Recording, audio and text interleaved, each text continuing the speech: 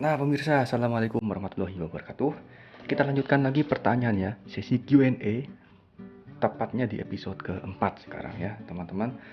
Oke, langsung aja kita menuju ke pertanyaan karena ternyata sesi Q&A ini durasinya panjang sekali ya, teman-teman ya. Nah, kita langsung ke pertanyaan nomor 31 atau pertanyaan ke-1 di episode 4. Oke, ini masih dalam pertanyaan di story IG ya, question story IG. Ya, tahu cara rubah ATT mode di Mavic Pro 1 nggak? YouTube ada cuman bahasa Inggris, nggak paham nih. ATTI mode ya, ATI mode. Di Mavic itu nggak ada mode ATI mode-nya teman-teman. Jadi memang standar di remote-nya dia nggak ada ATI mode. Dia baru bisa ATI mode itu kalau di kondisi yang tiba-tiba nggak ada GPS atau ada magnet ya satu. Itu secara otomatis akan beralih ke situ. Tapi kalau kalian pengen manual gampang, caranya tinggal blok GPS-nya aja. Pakai aluminium foil di kepalanya, di punggungnya sini Mavic ya. Itu caranya. Nanti dia akan berubah jadi Atimo, tapi konsekuensinya dia tidak akan nemu GPS. Sulit nyantol GPS ya. Oke, sudah terjawab. Langsung ke pertanyaan nomor 2. Next. Dinamo drone atau gimbal apa harus disemprot pakai kontak cleaner cat dan berapa bulan sekali? Nah, jadi itu gak harus. Yang harus tuh jaga kebersihannya itu dari debu ya. Jadi debu-debu atau dari bibit-bibit karat. Ya, itu ketika kalian terbang di atas laut, di atas air laut itu kan ada uap garamnya. Itu hendaknya langsung dibersihkan sekalipun nggak sampai keciprat air garamnya ya. Jadi habis dari air laut, ya di bawah tinggi 10 meter itu kalian terbang rendah itu dibersihkan aja nanti. Itu akan ada uap garam teman-teman ya. Jadi biar nggak karatan. Kemudian juga bersihkan dari debu-debu. Sehabis take off itu kan pasti dia landing atau take off. Nah itu kan pasti kena debu-debu ya teman-teman ya, itu dibersihkan agar nggak karatan gitu. Kalau mau disemprot ya 3-4 bulan sekali itu oke, atau 2 bulan sekali itu oke. Jangan terlalu sering, ngapain juga kan. Saya nyemprotnya tuh sekitar 2,5 bulan atau 3 bulan sekali baru disemprot teman-teman. Semprotnya motor drone-nya sama engsel-engsel di gimbalnya itu. Oke ya, langsung ke pertanyaan nomor 3. Cara agar lolos dari penangkapan karena gak diizinin terbang gimana, Kak? Waduh. Wah, saya ngajarin gak bener ini nanti ini.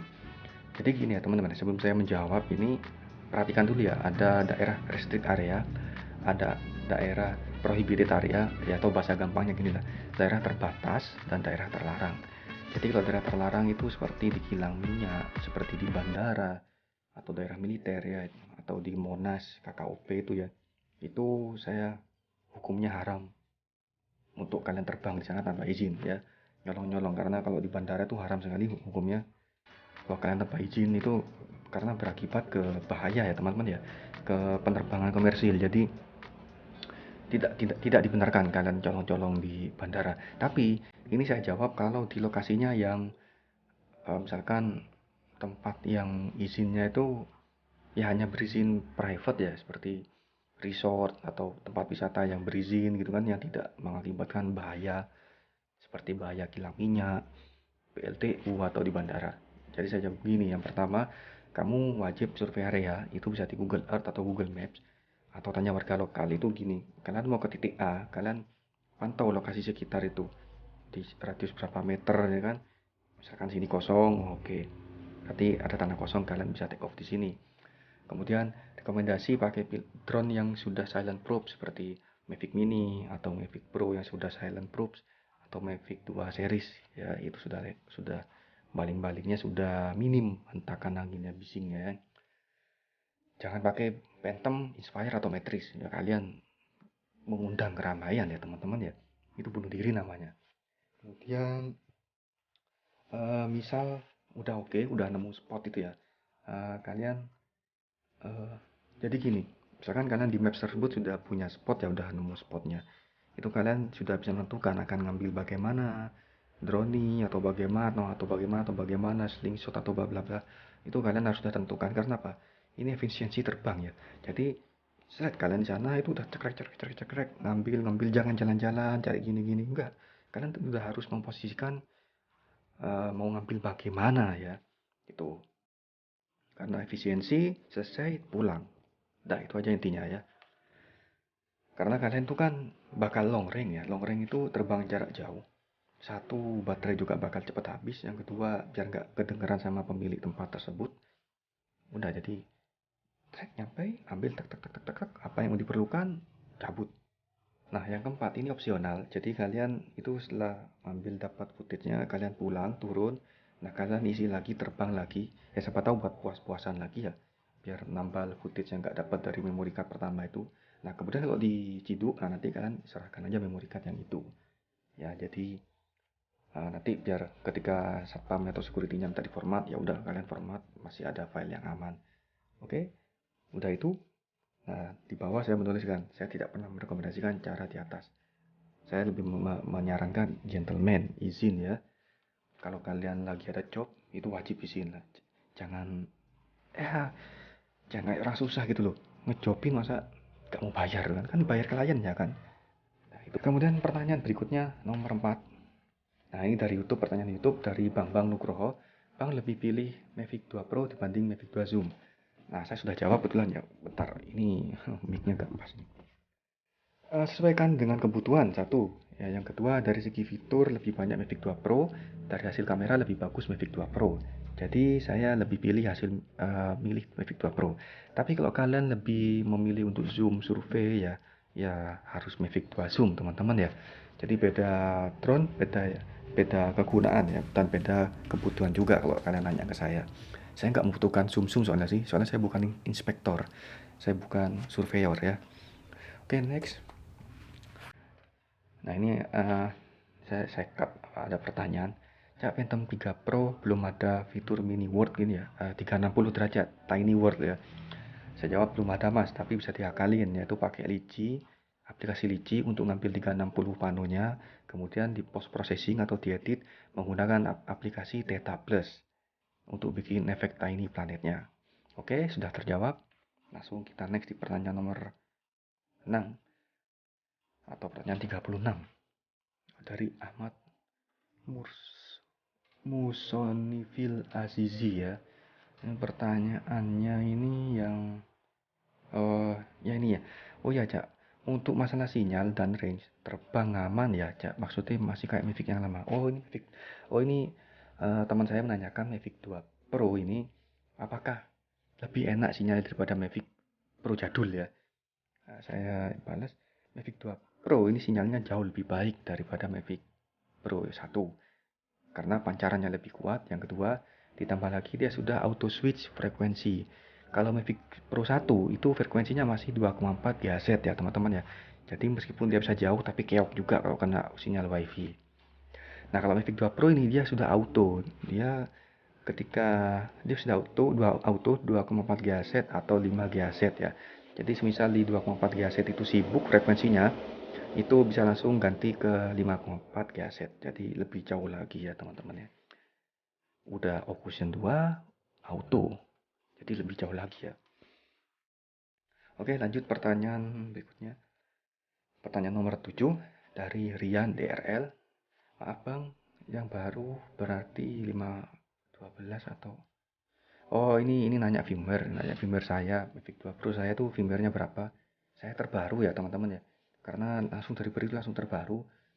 Kemudian punya saya cara mengatasi no image transmission signal kenapa ya? Oh, gini.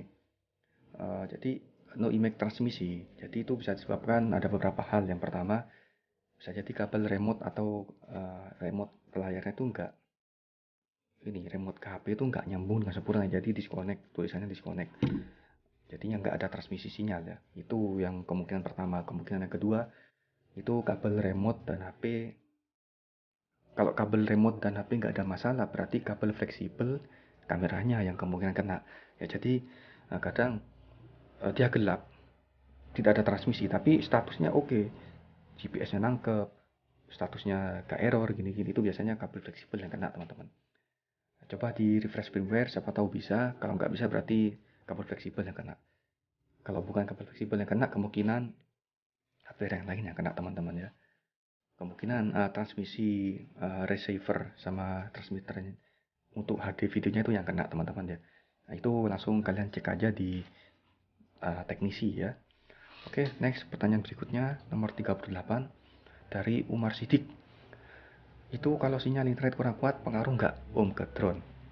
Enggak, saya justru terus terang saya nggak pernah pakai internet ya, karena itu pasti akan ngupdate firmware, pasti akan ngupdate geofencing ya. Geofencing itu seperti database NFZ-nya. Saya nggak pernah ngidupin internet. Yang kedua itu berikutnya tuh pasti karena ribet, ada WA masuk, IG masuk, ada telepon WA masuk gitu kan ya. Jadi saya mesti offline. Cuman dia ngaruh ke load mapnya aja. Nah, kalau kalian pakai Android itu kalian bisa download offline maps. Kalau kalian pakai iOS tuh nggak bisa.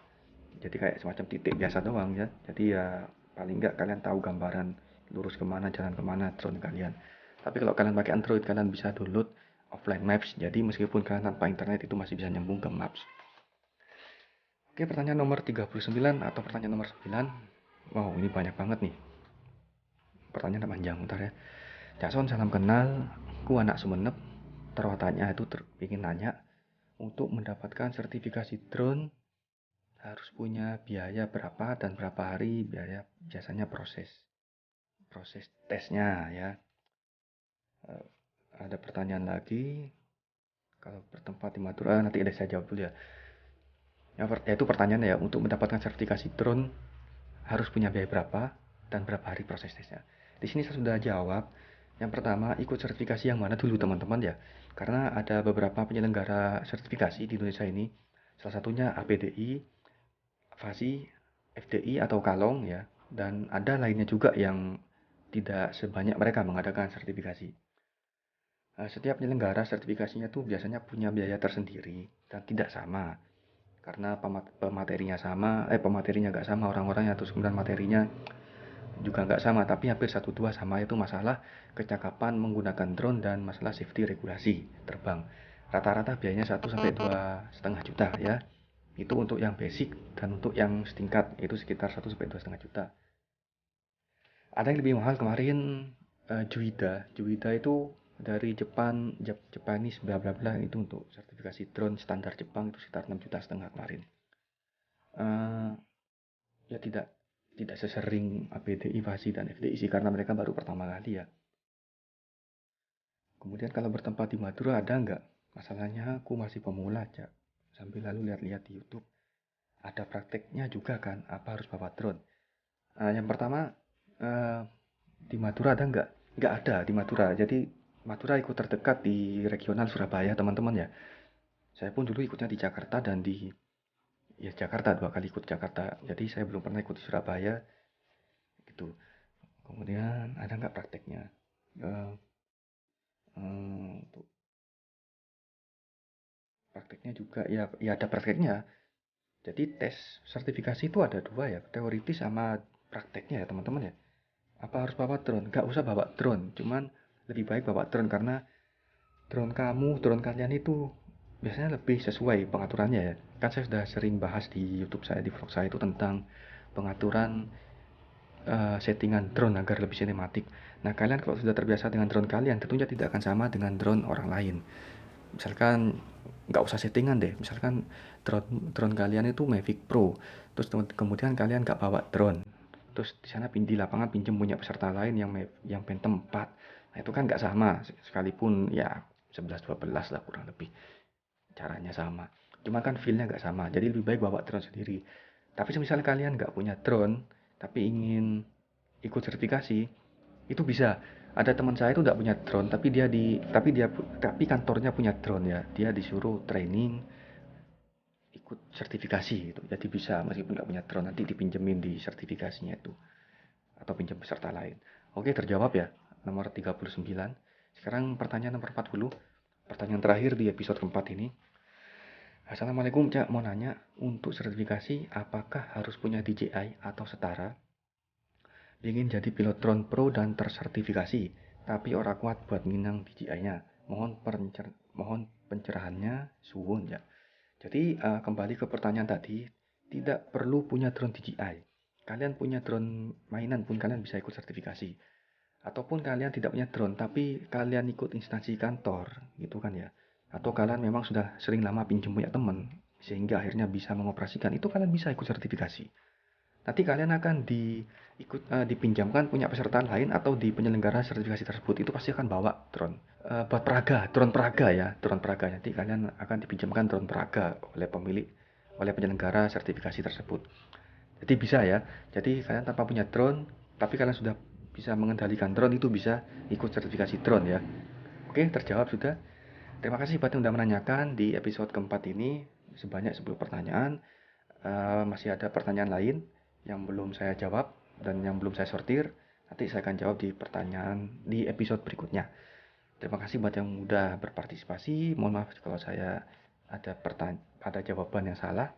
Ya maklum, manusia biasa, hilaf lah ya. Saya ingin membantu kalian. Sampai jumpa di video episode kelima berikutnya.